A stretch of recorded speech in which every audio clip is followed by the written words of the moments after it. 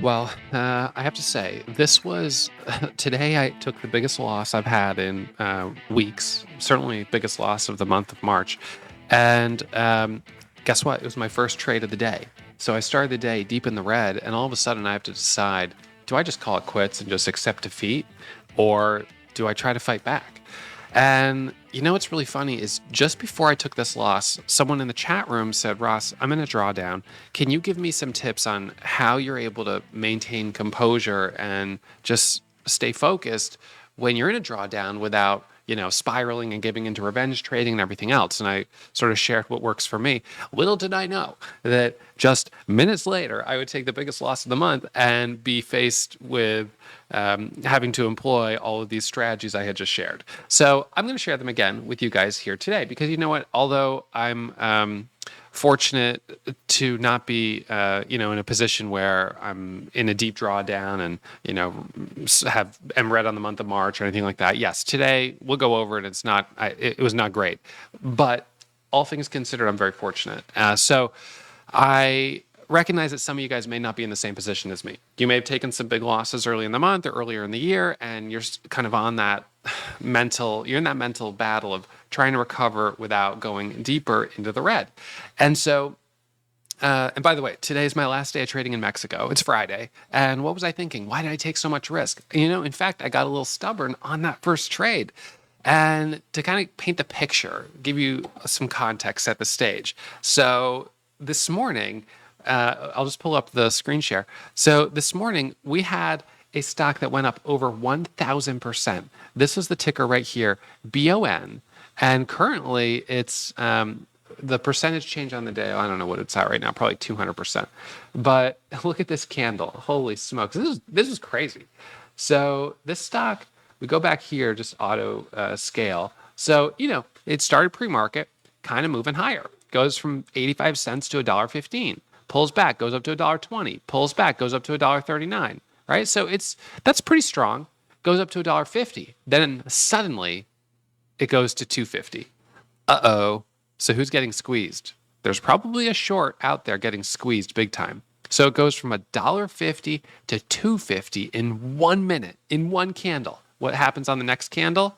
It squeezes to $11 a share. I am not kidding. What in the world? So it goes up over 1,000% in 2 minutes, and then it ends up coming back down.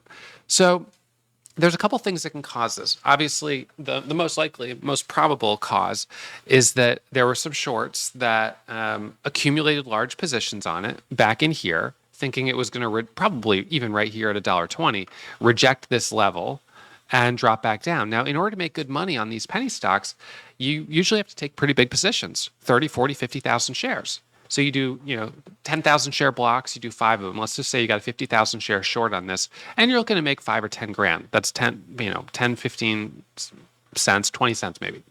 All right, so all of a sudden it breaks $1.20, and you're like, well, whatever. This thing's, a Chinese stock. It's probably not going to go that high, much higher. I'll add another 25,000 shares. Goes up to $1.50. I'm like, okay, I'm going to add another 25,000. So now you're in a 100,000 share short position, and you're still looking for it to come back down to $1. And then all of a sudden here, you're down how much? Over $100,000 easily in one candle. How much are you down right here? Close to $1 million. It's insane. It's insane how fast that can happen. And so this is one thing, just as a note of caution. One of the reasons that I don't short stocks is because you can have one mistake that wipes out potentially years of progress or your entire career in one mistake. And, I always say you should never allow one trade, you should never empower one trade to end your career. So when you trade to the short side, unfortunately, that is a risk. When you trade to the long side, the most you can lose is the amount of money that you put in. So if you put $100,000 in a trade, the most it can do is go to zero. And that's tolerable. So for me, I've turned less than $600 into, at this point, more than $12.5 million of profit, including last year's gain, which was a good year. And right now in my account, I've got about $1 million, which is a significant amount of money. There's no question about it. And if, God forbid, I made a really big mistake, the most I could lose right now would be, well, about 10% of my entire basically like $583 to $12.5 million progress, 10%. And that would be a catastrophic mistake. But it's still capping how much I could lose. The rest of that money, I've already put that aside. I've put it aside somewhere that I can't mess around with it.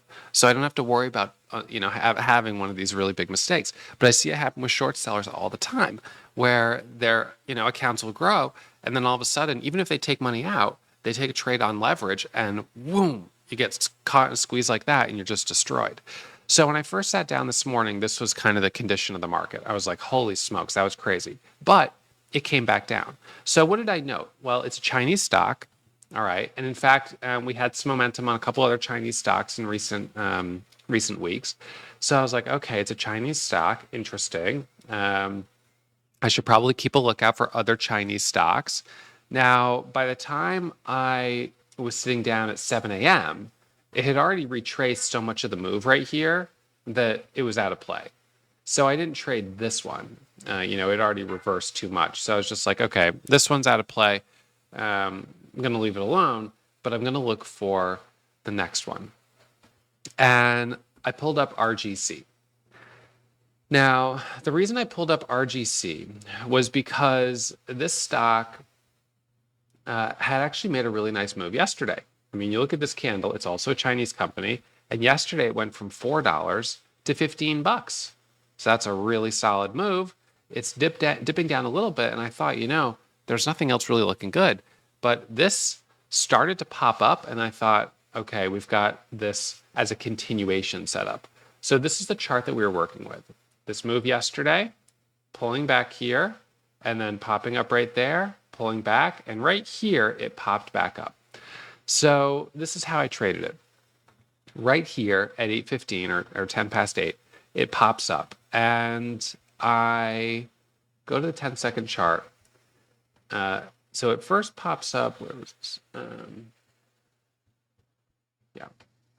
So it pops up right here from 12.20 or $12 all the way up to 13.40. It then pulls back right down here. And as it pulled back right here, I noticed a 30,000 share buyer at 12.77 right here. 30,000 share buyer sitting right there. That was support. And it tests that level. It comes back up. It tests it again. It comes back up. And when it came down, it went from 32,000 shares to 30 to 20, 28, 27. So people were selling and that person was buying. So they didn't cancel their order. So I thought, wow, it's a real buy order. And so I said, you know what, I'm going to go ahead and jump in. And I bought 6,000 shares and I got filled a little too high. That was my first problem. So even though I wanted to be in right down here off of like 1277, 1280, 1285, 1290, I actually was filled with an average, of about 1330. So I got kind of a lot of slippage on that order, which is not great. So I'm in at 1330 with 6,000 shares. And I'm like, all right, well, that's fine. So I'm still looking for this break through the high. So it squeezes up here and I add right here another 6,000 shares for the squeeze through 1350. But see, now we've got a little bit of a problem. I'm in 12,000 shares of this. And my average is now about 1344. So I'm really in way too high. It hits a high of 1360 and doesn't hold the $0.50. It drops back down to 1320 and I'm like, uh-oh. It pops back up and it drops back down. So now I'm kind of in this waiting game right here of, well, I got slippage on my entry. I know I'm going to get slippage on my exit. If slippage was not a factor, meaning I could sell the full position at the bid and just be in and out with one click, I would have just sold immediately. But because I had a large enough position that I knew I would get slippage on my exit, I didn't want to sell and then potentially turn around 2 minutes later, regret it and want to get back in because I would get slippage on the exit and then slippage getting back in. So I decided to wait. And well, you could see what happened. So when it breaks down right here, when it broke right there, I said, okay, I better sell. But it goes all the way to 13. I filled half of my order at about 13. So I started selling on this candle. and I filled about half of my order, and the rest I couldn't fill. I had to cancel the order, and then I placed a second order and was selling right there. So I ended up getting caught right in this flush and losing $6,638.75. First trade of the day. Wow, that's not good. Now, the words of wisdom that I had just shared a little bit earlier to the member that was asking me about how I stay calm, cool, collected. Mindset is everything in trading. It is so important. And, of course, I'm in a unique position where I see so many traders, with comments in our chat room at Warrior Trading, and comments on YouTube videos talking about their struggles and things like that. And I can relate to so many of them because they're struggles that I've gone through. Some of them I still continue to have. And so for me, I'm so risk averse that I'll do almost, kind of like I have been willing to sacrifice how much money I can make because I don't want to take the risk to make more money because I don't want to take the drawdown. So I've almost like capped my strategy and kept myself in this sort of place of somewhat stunted growth where I'm still trading basically the same strategy I started trading with because I'm not willing to take $500,000 of risk or $1 million of risk the way some of the other big money traders out there are doing. So some traders turn $583 and, well, I don't know that anyone else has done that exactly, but some traders grow a small account to a couple $1 million and then they start taking huge risks. And if they're, the right market, all of a sudden they could be up 6 million, 8 million, $10 million potentially in a year. And I'm kind of in this place where I don't push myself to that level because I know what comes with taking that kind of, risk. You do get reward, but when it goes the wrong way, it's really painful. And those drawdowns are so hard emotionally. And so I try to keep myself pretty much in a place where my account is always near its all-time high, which means if I take a loss, I'm making sure I'm not losing more than I feel like I can make in one good day. So that's kind of my first, kind of words of wisdom. So if we look at my metrics right here, over the last 90 days or whatever, so this is the months or the year to date, I've been averaging about $20,000 per day. So I can't lose more than $20,000 in one day. I really can't lose more than I can make in one day. And now I'll say that for the month of March, if I took a $20,000 loss, here in the month of March, that would be not great because my average gain this month has actually been a bit lower. My average gain this month has only been about $9,000. So really, based just on the last 7 days or so, 14 days, I probably shouldn't go down more than about $9,000. I don't want to lose more than I can make in one day. That for me is important from a sort of psychological perspective. And if I have a red day, and it's a big red day, this is how I approach the recovery. Well, I first ask myself if I lost because of me or because of a change in the market. I mean, in any case, it's still because of me. But if it's because, for instance, the market was really hot, but I just bought way too high and screwed up all my entries, then that's more of a me problem.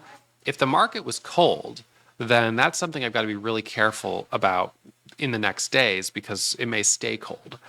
So, for instance, today's loss was a bit of a cold market issue. I was too aggressive on a stock that was not a leading percentage gainer. It was up yesterday, but it was continuation. There were other stocks that were more obvious. And so, it was a colder market and I chose the wrong stock. So it kind of was both me deviating from A quality plus colder market. In a hotter market, it might have worked, but not right now. So then, okay, once I've booked this big loss, as I recover, what I want to avoid doing is having a second loss where I go, as red or even double or triple the loss, because then you're just starting to have steps down. What I want to do instead is reduce my share size. So if I have further losses, they're small. And what I hope for is that I can have 10, 15 trades, maintaining 70% accuracy, and be green over those average of the 10 trades and begin making incremental progress towards cutting into whatever I lost. So if I lost 10,000, then, or 6,000 in this case, then I start kind of chipping away. And once I've recovered about half of the loss, then I start to size back up as I'm gaining some momentum and I'm regaining confidence. So today, for instance, I had that first loss on RGC. So that was my first loss of the day. And that was it. And that was my first trade of the day. So then my second trade was BAOS. So BAOS is another Chinese stock. And the way I approached this one was with caution. I knew that this was a risky trade because it's Chinese. RGC, not sure that was great. But on the other hand, BON worked well. So this popped up right here from 270 all the way up to a high of 3 right here. It dips down right here. And as it bounces back up, I jumped in there for the first candle to make a new high. And on that, I made $1,300. So smaller position, $1,300, and I only took one trade on it. I got in, I got out, and once it wasn't able to hold this level, I said, I'm not going back for it. So that was 20, that basically shaved my loss by 20% on the day. So shaved the loss by 20% thanks to that trade. And I was like, okay, that's not too bad. So then next trade was NAOV. NAOV reverse split. And this one began trading at $3 up here. So I jumped in it with 5,000 shares right up here at about 310. And it squeezes up to 380. That's not a bad move, but I didn't take profit. It ends up reversing, going down, and I stopped out with a loss. So I ended up going deeper into the red, unfortunately, after that trade. And then this was at about 9 a.m. And at that same moment where I thought it was pretty much hopeless, who comes out with breaking news? None other than GV. GV comes out with breaking news right here. It immediately starts squeezing up to 620, up to 670, up to 7. And I jumped in on this micro pullback right in here and rode the momentum up to 720. It then pulls back. I got back in down here. We got a pop up to 725. It pulls back. We finally get the break of 727 up to 740. We pull back. Then I get the break of 750, which was right here. We had a flat top breakout. We break it. And we get a squeeze here all the way up to 8, up to 820. And on GV, I made $8,792.35. I then traded a couple other stocks, including BON, and I'm finishing the day today at, there's the grand total. There it is, $1,869.64. It was a recovery. And I recovered by staying focused. My biggest danger point was the loss on NAOV. As I went from down $6,600, I had made $1,300 on BAOS. So I was down about $5,300. And then I lost $3,400 on NAOV and was down $8,000. So that was my low point of the day, down about $8,000. And that was not great on NAOV. And if it weren't for GV having breaking news, I'm not sure that I would have made a recovery today. But just as it turns out, GV had this breaking news headline and squeezed up, and I was able to make, I topped out at just under 10,000 on it, and I gave back a little off the top, which is okay. I'm totally okay with that. It unfortunately sold off at the open, but there was still enough action on it pre-market that I got some profit. And then, the trade on BON that I took, basically we had this squeeze here where it halted up once, twice, opened, dipped, resumed flat. I bought the dip right down here at 2. It goes up to 215. I'm holding, goes into another squeeze up here, and I was all out at 237. And so that right there was another $1,300 or so. And that was my last trade of the day, which puts me where I'm at right now. So staying calm, cool, and collected is not easy when you're in the red. There's a sense of desperation to try to recover the loss as quickly as possible, and you have to resist that urge. You instead have to wait for a good quality setup to come along. And NAOV, arguably was not a great quality setup. BAOS was okay. NAOV, because it was moving, I was like, oh, wow, here we go. And I get attracted to that rate of change. When something is moving quickly, I tend to jump on it. But man, that one was not clean. So, that is the luck of the draw, I suppose. Today was not a super easy day, but for the most part, once we had a stock with news, I was able to get dialed in. And that's really what I needed, a stock with the news catalyst. I was worried we wouldn't get it. And you know what? Today could have been a much better day if I'd been more patient from the beginning. I jumped in RGC quickly. Maybe I had a little FOMO from BON. I had missed this 1,000% squeeze on BON, and then I sit down, I try to trade a continuation setup, and I'm maybe grasping at straws. Maybe it wasn't really the best setup. I mean, it wasn't. And, I took it with too much size. So took a big loss on that, 50 cents a share with 12,000 shares. And then now all of a sudden it's, 8 a.m. I'm down $6,000 on a Friday when the market's been a little colder. There just might not be a chance to recover that. There might not be news. And if there hadn't been on GV, I wouldn't have recovered today. I might have been able to cut the loss down a little bit, but I wouldn't have been able to recover. Getting that nice move on GV saved the day for sure. And I won't be that fortunate every day. So, that was a close call for me, and definitely a reminder to stay focused on trading stocks that meet those 5 criteria of stock selection. RGC did not meet them. NAOV did not meet them. MCRP actually didn't meet it either.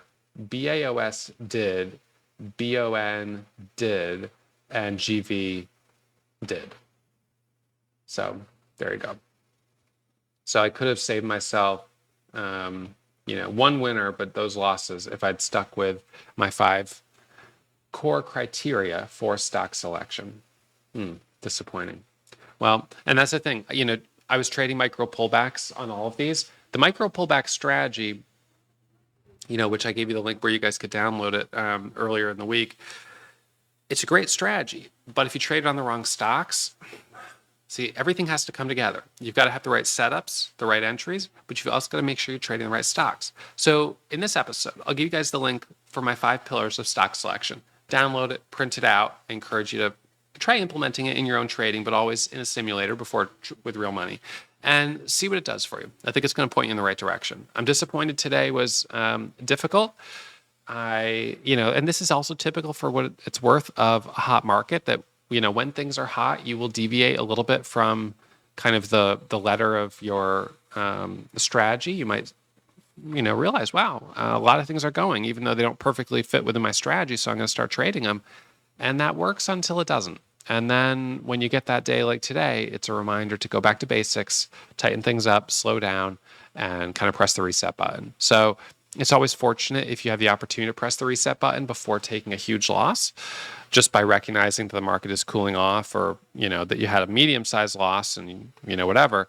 So today I'm going to take as a definitely a warning sign from the market. It was a close call. And now, going into Monday morning next week, I've got to just remind myself to go a little bit slower and to focus on building my cushion on A-quality stocks that meet all 5 criteria of stock selection. All right, so that's it for me. Thank you guys for tuning in. As always, I hope you hit the thumbs up. I really hope you guys are subscribed to the channel. I'll see you back at it bright and early on Monday morning.